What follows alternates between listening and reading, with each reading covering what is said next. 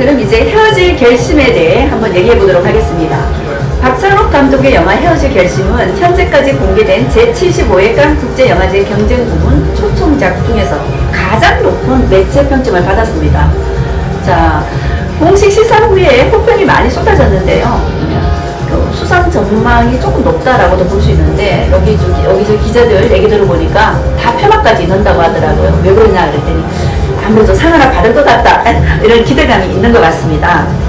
자, 그리고 이제 칸 영화제에서 매일 발행되는 영화 그 스크린에서도 보니까 헤어질 결심의 평점이 3.2점, 4점 만점에 3.2점이었어요. 굉장히 높은 거 아닙니까, 선생님? 굉장히 높은 건 아니고요. 아닌가요? 굉장히 높은 건 아니고 유독 올해는 3점 넘는 영화가 없었어요. 작년 같은 경우는 네네. 작년 같은 경우는 3편이 3점을 넘었거든요. 네네. 드라이브 마이 카가 3.5점.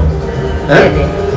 그래서 그리고 이제 아피차폼 미라세타꾼의 그 메모리아가 3.4점인가? 그리고 하여튼 3점 넘는 영화가 3편이 있었는데 이번에는 이상하게 그 3점 넘는 영화가 지금 14편이 그 평점이 나올 때까지 없었던 거예요. 그러다 보니까 3.2점이 돋보인 거죠.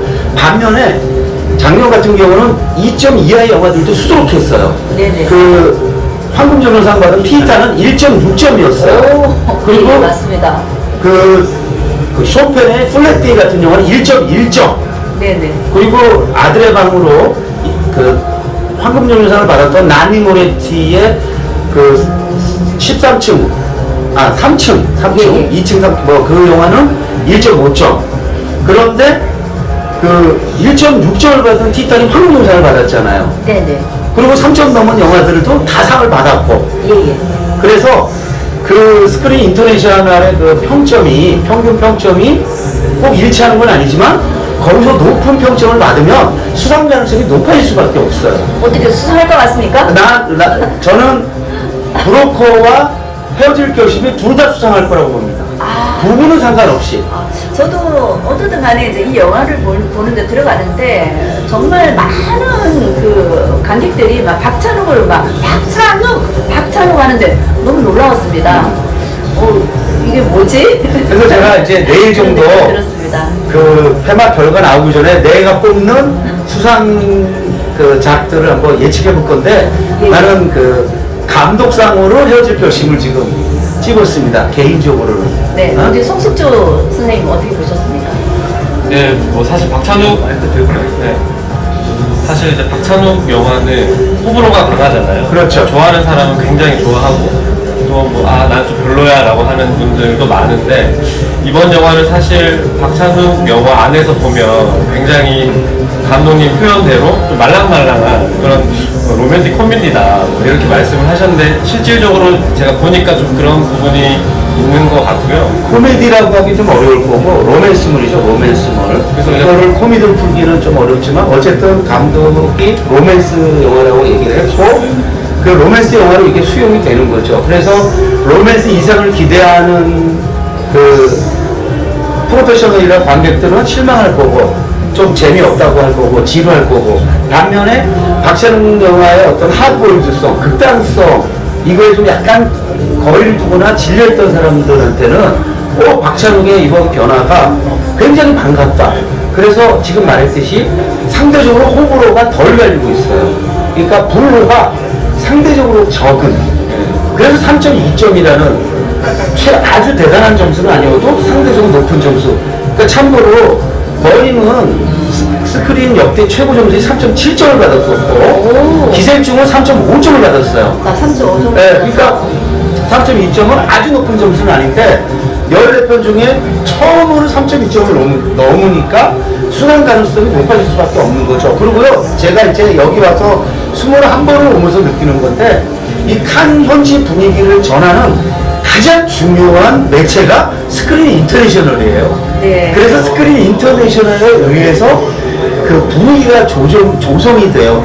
르필 프랑스나 다른 데가 아니에요. 네, 스크린이더라고 보니까. 그런 점에서 스크린 인터내셔널에서 스크린지 기자는 4점 만점을 줬고 또 중요한 거는 피터 브래디쇼라고 요번에 그 인용이 많이 됐는데 영국의 최고의 평론가가 만점을 주면서 지금 막 거품 물고 있죠. 네? 그래서 그러니까 그런 대단한 평론가가 그렇게 거품을 부니까 지금 주변에서도 뭐 그냥 지나가는 평론가도 아니고 영국을 대표하는 더 원 평론가가 그러니까 지금 기대감이 막 오르고 있는 거죠. 그 헤어질 결심이라는 그 제목부터 굉장히 그죠? 굉장히 메타포 은유잖아요. 대단하죠. 그런 이렇게 의미에서 아름다운 제목이 네, 어렵습니다. 네. 네. 참 박찬욱답다라는 네, 그런 박찬욱 생각이 그래서 들었습니다. 네. 그 박찬욱 감독이 이제 한국 기자들과 만났을 때 뭐 농담이 아니라 자기는 이때까지 로맨틱 코미디물을 찍어왔다 이렇게 또 농담을 하더라고요. 그래서 이제 이 영화를 보면서 많은 또 기자분들이 이제 약간 고전적이다, 뭐 약간 품위가 있다 이런 말을 많이 했는데 실제로 이제 영화를 보면 박찬욱 감독도 말씀하셨지만 계속 그 영화라는 예술의 기본으로 좀 돌아가고 싶었다고 얘기를 하더라고요. 네, 폭력적이고 뭐 섹스 장면 이런 게 거의 없지 않습니까? 없어서 박찬욱 영화 같지 않다라고 이제 그렇게 생각할 것도 같은데 어떻게 보면 그게 또 이 박찬욱 감독의 그런 어떤 깊은 신년의 그런 어떤 작품이 아닌가라는 생각이 듭니다. 박찬욱 감독 말대로라면 이제 영화라는 예술의 기본이라 하면 이제 카메라를 어디에 놓고 앵글 어떻게 잡고 그런 쪽에 좀 많이 이번 영화에서 신경을 많이 썼다고 하더라고요. 네. 그런 점에서 우리가 지금 할 때 지금은 이제 메시지와 그러니까 주제가 아주 중요하게 다뤄지고 있는데 왜냐하면 이게 신자유주의 때문에 그런 거예요. 신자유주의 때문에 그러다 보니까 영화적 표현을 상대적으로 소홀히 하는 방향으로 가고 있는데 박찬욱 영화를 보면서 진짜 박찬욱 영화만큼 공들여서 그야말로 미장센을 연출한 영화가 없어요. 그래도 이게 무조건 이번 최고예요. 그 상을 그래서 제가 상을 받지 않기 어려울 거다라고 생각이 든 게 그거예요. 네. 자, 우리 설전 에디터는 어떻게 보셨습니까? 저는 이 영화를 정말 좋게 봤고 저는 박쥐까지 되게 좋게 보고 솔직히 스토커나 아파치는 그 정도까지는 아니었는데 다시 이전으로 돌아가서 열광하게 한 영화가 아닌가.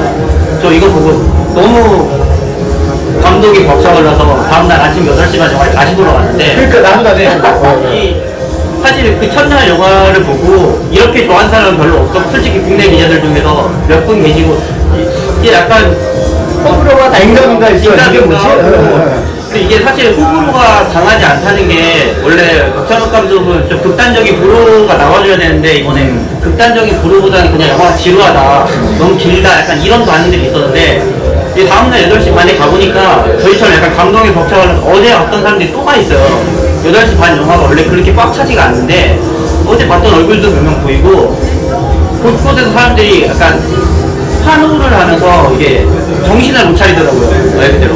그래서 나는 2시간 18분이 1시간 같았어요. 두 번째 볼 때는. 아니 진짜로.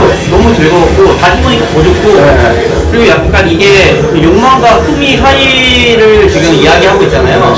근데 그래서 저는 약간 그 PTA 감독의 팬텀 스레드도 좀 생각이 나면서 근데 뭐 흔히 말하는 뭐 히치콕 영화들도 잘 들어가 있지만 이 감독이 되게 이번에 난 이렇게 좀 세련되고 품격 있는 변태야 라고 진짜 딱 보여줬는데 만약에 깐에서 여기 이거에 반응을 못한다 하면은 이건 진짜 이 영화는 깐이 아니면 상을 못 받는 영화예요. 여기서 PTA라고 말한 거는 폴 토마스 앤더슨입니다. 원래 자기만 아는 PTA가 있는데 PTA는 폴 토마스 앤더슨.